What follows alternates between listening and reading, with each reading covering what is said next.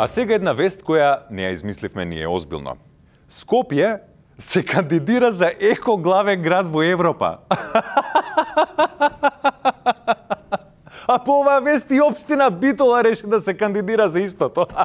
Ама Битола не е главен град? Па ни Скопје не е еко-град, па сепак се кандидира. Но кога сме кај екологијата, среќна вест е што по цели 32 години граѓаните на Битола повторно ќе можат да патуваат со воз до Грција. Имено вице-премиерот Кочо Андјушев при минатонеделниот увид на градбата рече дека пругата можно е да биде пуштена на 31 декември оваа година.